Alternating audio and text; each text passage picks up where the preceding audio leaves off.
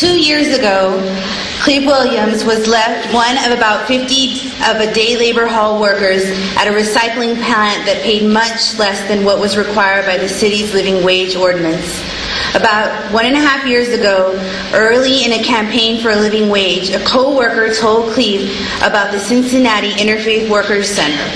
Since then, as a volunteer organizer, Cleve talked with his co-workers and convinced them to attend meetings. He organized them. He assured them that day laborers were equal partners with the Worker Center, unions, and environmental groups working on this campaign. As a sorter at the recycling plant, Cleve spotted a copy of the city's living wage ordinance coming down the line.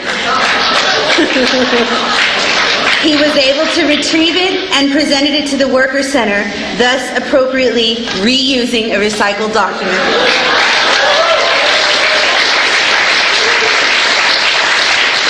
Please welcome Cleve Williams.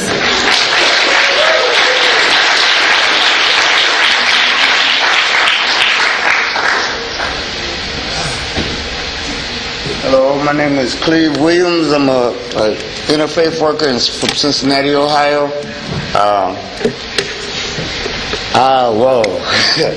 In 2003, the city of Cincinnati passed a law that any city employees, anybody that received a contract from the city, would pay a living wage to all of its employees.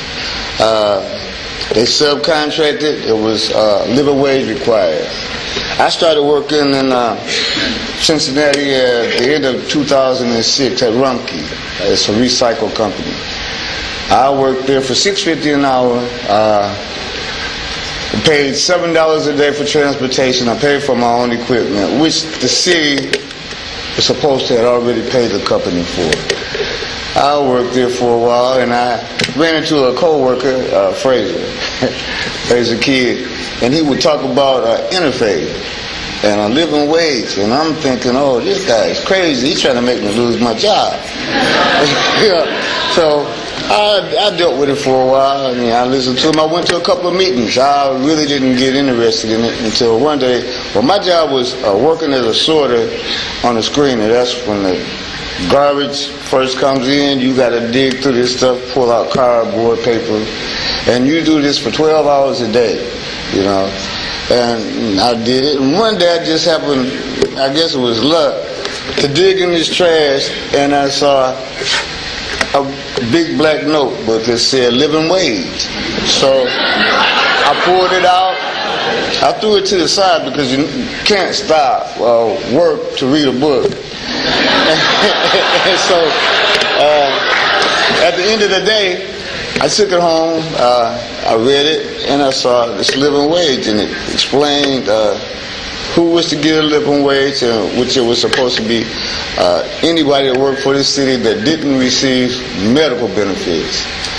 So Scott Fraser kept bugging me about interfaith, so I got this book. I go down there, I meet Don Sherman, I think I met Brennan, George, and I show everybody this book, and everybody started laughing.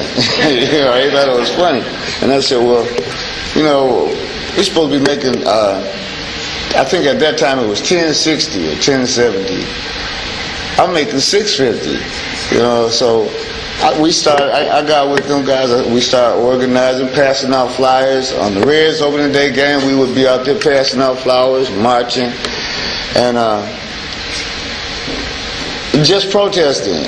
And one day, Jeff Rumpke, the owner of Rumpke, he called us down because I was passing out flyers on the job too. I was mad by then. So he called us, all temporary employees, to his office, and he asked us, did we have a problem?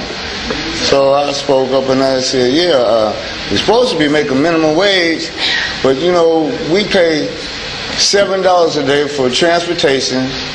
We have to pay for our own personal equipment, which I've read this book already. Not by now, he don't know it.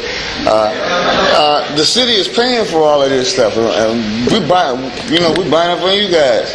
So he said, okay, I'll look into that.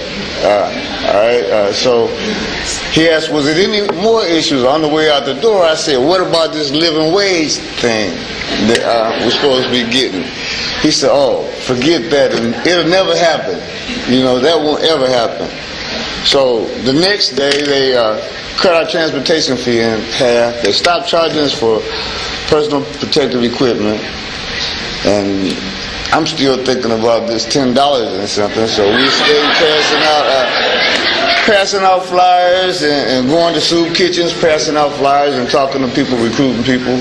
Some of the people that work with me, we started getting more people to the Interfaith Worker Center. And to make a long story short, and June 1st, well, no, let me go back. We got with Don Sherman, Brandon, Sierra Club, the Blue Green Alliance, some of the city council workers. They talked. They said that the city contract needed to be rephrased. I think Brandon worked on that. We rephrased it. And this year, I can say, on June 1st of this year, Rumpke is now paying $10.90 an hour.